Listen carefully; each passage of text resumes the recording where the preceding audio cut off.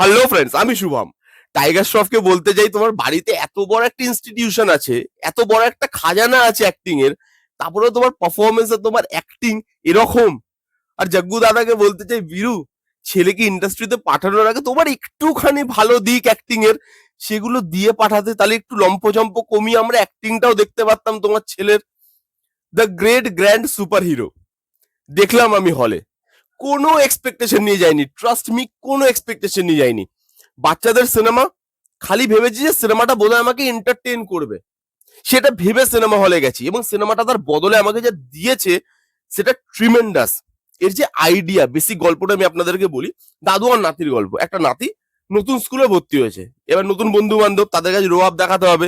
এবার rho up দেখানোর জন্য সে বলে দিয়েছে যে আমার দাদু সুপার হিরো, সুপার হিরো এইটা সেটা করতে পারে, আমার দাদু এটা সেটা করতে পারে। কিন্তু দাদুর এমন অবস্থা যে দাদু একটা টিকটিকি দেখলেও ভয় পায়। এবার সেই দাদুকে নাতির জন্য সুপার হিরো হয়ে উঠতে হচ্ছে বাধ্য হয়ে। আদতে কি হয়ে উঠতে পারছে না, পারছে না। নাতি তার বন্ধুদের কাছে রো আপটা সেই জায়গায় রাখতে পারছে যেটা সে সেট করেছে, এটা নিয়েই এই গোটা সিনেমা। এবার আমি এত হাসছি কেন, কারণ এই সিনেমার যে মোমেন্ট, এই সিনেমার যে কমেডি, অনেক কমেডি আমরা দেখি তো সিনেমা দেখে, এই সিনেমা তো ফার্স্ট হাফে প্রচুর কমেডি আছে, প্রচুর এন্টারটেনিং জায়গা আছে।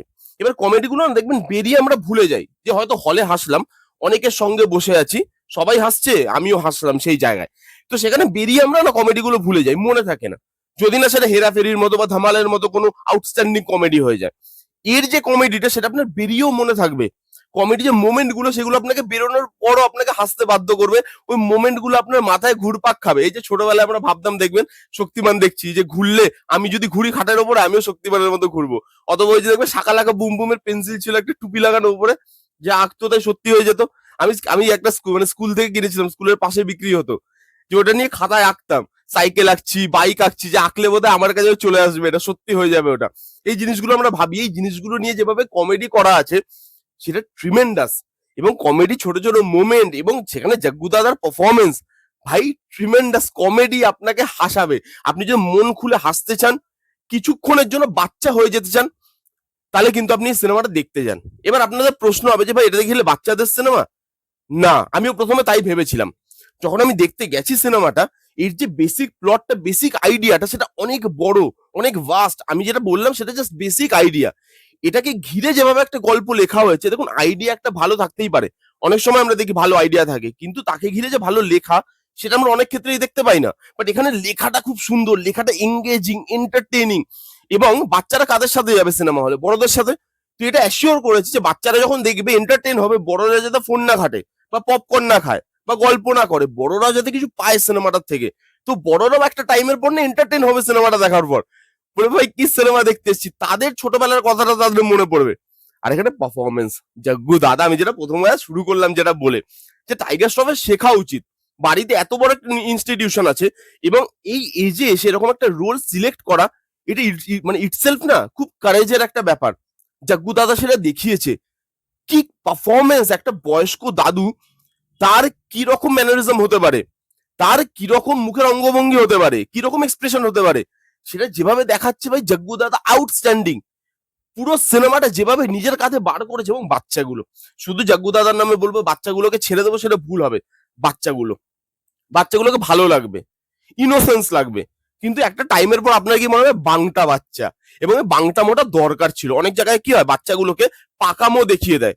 বাংটামো আর পাকামো, এই দুটোর মধ্যে না পার্থক্য আছে। অনেক জায়গায় বাচ্চাদেরকে খুব পাকামো দেখিয়ে দেয়, পাকা পাকা কথা বলছে, যেগুলো ওই এজে ওই বাচ্চাটার মুখে হয়তো মানাচ্ছে না। বাট এখানে বাচ্চাগুলো সেরকম না, বাংটামো করছে, কিন্তু সেটা মানে বাচ্চা সুলভ বা শিশু সুলভই বাংটামো। সেখানে সেইভাবে পারফরমেন্সটাকে আনতে হয়েছে, সেই জায়গাটা ভালো। এখানে যে টেকনিক্যাল ডিপার্টমেন্ট, বিজিএম সুন্দর। কমেডি সিনেমাতে, এরকম ধরনের সিনেমাতে যেরকম বিজিএম হওয়া দরকার সেরকম বিজিএম। বাচ্চাদের জন্য যেহেতু সিনেমা, প্রাইম যে টার্গেট অডিয়েন্স তাদের, সেই টার্গেট অডিয়েন্সটার জন্য তারা ভাইব্রেন্ট করেছে কালার টোনটাকে, সেই জায়গাটা খুব জিনিসটা ভাইব্রেন্ট। তো কালার টোন বলি, বিজিএম বলি, টেকনিক্যাল ডিপার্টমেন্ট খুব সুন্দর।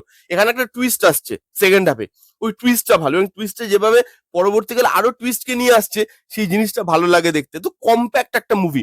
এর এডিট দেখুন আপনি, 2 ঘন্টারও কম রানিং লেন্থ, দরকার নেই তো 2 ঘন্টার উপরে সিনেমা এটা দিয়ে কম্প্রেস বানানো হয়েছে, ছুটছে সিনেমাটা। কিন্তু তাই বলে এটা নয় যে ব্রিদিং স্পেস দিচ্ছে না সিনেমাটা আপনাকে। অনেক সময় সিনেমা হয় যে ছোটে, ব্রিদিং স্পেস দেয় না, ইম্পর্টেন্ট ইম্পর্টেন্ট জায়গা কেটে দিচ্ছে, বাট না, সব জায়গা রেখেছে। ছোট ছোট ছোট ছোট করে রেখেছে, যেটুকু দরকার সেটুকু রেখেছে, এটাকে বলে এডিট। এই হচ্ছে গোটা সিনেমার রিভিউ। একটা কম্প্যাক্ট এন্টারটেনিং সিনেমা, বাচ্চারা দেখতে পারবে, বড়রা দেখতে পারবে, হোলসাম ফ্যামিলি এন্টারটেনার, একটা যে ফ্যামিলির লোকরা গিয়ে মজা করতে যেতে পারে এই সিনেমাটা দেখে।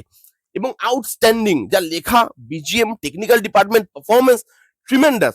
জাগুদাদার একটা ম্যানারিজম আছে, দেখবেন উনি সবাইকে গাছ দেয়, উনি গলায়ও গাছ পড়ে ঘুরে, সেরকম একটা গাছ নিয়ে সেই সিন গুলো রাখা হয়েছে যাতে আপনি রিলেট করতে পারেন ক্যারেক্টারটার সঙ্গে। জাগুদাদার তো বয়স হয়েছে, স্ব্যাগে থাকে এখনো, কিন্তু বয়স তো হয়েছে, বয়সটা যেভাবে দেখিয়েছে, ট্রিমেন্ডাস সিনেমা ভাই। যারা না দেখবেন এই সিনেমাটা, যারা ভাববেন বাচ্চাদের সিনেমা, তারা মিস করবেন, একটা ভালো জিনিস মিস করবেন। এবং কিছু বছর বাদে আন্ডাররেটেড জেম হিসাবে আমরা হয়তো ইউটিউবে দেখবো, বা আমরা হয়তো কোনো ওটিটি প্ল্যাটফর্মে দেখবো, সেই জিনিসটা যাতে না হয়। এরকম ধরনের সিনেমা হলে চলা উচিত, তাহলে এরকম ধরনের ভালো আইডিয়া আমাদের সামনে আসবে। এবং এই সিনেমাটার একটা আমি লুপহোলস বলবো না, একটা জিনিস যেটা একটু ইমপ্রুভ হতে পারতো হয়তো, নেগেটিভ দিকেও আমি বলছি না এটাকে, ঠিক আছে, একটা জিনিস একটু মানে ইমপ্রুভ হতে পারতো, সেটা হচ্ছে ভিএফএক্স। ভিএফএক্সটা, গ্রিন স্ক্রিনটা বোঝা যায়। এবার যেহেতু আমি বললাম যে যেরকম আইডিয়া, যেরকম সাবজেক্ট, টার্গেট অডিয়েন্সটা যেটা, অনেক মেকারই না এটার উপর ভরসা করবে না ইনিশিয়ালি। অ্যাজ অডিয়েন্স আমরা হয়তো ভরসা করতে ভয় পাবো যে এরকম একটা সিনেমা দেখতে যাবো না যাবো না। তো একটা মেকার যখন বানাচ্ছে, সেও তো ভরসা করতে, তার তো টাকা লাগছে, সেও ভরসা খুব একটা করতে পারবে না, যার জন্য সেভাবে টাকা পায়নি বা ফান্ডিং পায়নি সিনেমাটা। আর একটু যদি ফান্ডিং পেত, একটু যদি ভিএফএক্স এর পোর্শনটা আরেকটু পলিশ হতো, তাহলে আমার সিনেমাটা জমে যেত, মানে কোনো খামতি থাকতো না তারে। এই একটা জিনিস কিছু অডিয়েন্সের একটু চোখে লাগতে পারে যে হ্যাঁ, গ্রিন স্ক্রিনটা বোঝা যাচ্ছে। ওই ভিএফএক্স এর জায়গাগুলো আরেকটু পলিশ হলে, একটু ফান্ডিং পেলে সিনেমাটা দুর্দান্ত একটা সিনেমা হতো, মানে সব দিক দিয়ে 16 কলা পূর্ণ হতো। বাট সিনেমাটা খুব ভালো সিনেমা। আমি জেনারেলি কোনো সিনেমার রেটিং দিই না, বাট তবু আমাকে যদি রেটিং দিতে হয় কোনো সিনেমার, 5-এ যদি আমি রেটিং দিই, 4 অনায়াসে নিয়ে যাবে। 1 নম্বর ভিএফএক্স এর জন্য আমি কাটলেও কাটতে পারি। এই ছিল the great grand super hero review. কারা কারা দেখেছেন এখনো জানান আপনাদের কিরকম লেগেছে, আপনাদের কি এক্সপিরিয়েন্স, ছোটবেলাটা খুঁজে পেলেন না। যারা যারা দেখেননি, আমি তো বলবো মাস্ট ওয়াচ, যান গিয়ে দেখুন। আমরা কমপ্লেন করি বলিউডে ভালো সিনেমা হয় না, যখন আসে আমরা তখন দেখি না, পরে সেগুলোকে আন্ডাররেটেড জেম হিসাবে আমরা কনসিডার করি, সেটা করবেন না, যান গিয়ে দেখুন। এই ছিল রিভিউ। কেমন লাগলো রিভিউটা জানাতে ভুলবেন না। ভালো লাগলে please give a Thums up, like করবেন, কমেন্ট করবেন, শেয়ার করবেন, চ্যানেলটাকে মাস্ট সাবস্ক্রাইব করবেন। দেখা হচ্ছে নেক্সট কোনো ভিডিওতে, ততক্ষণ bye bye, take care and be safe.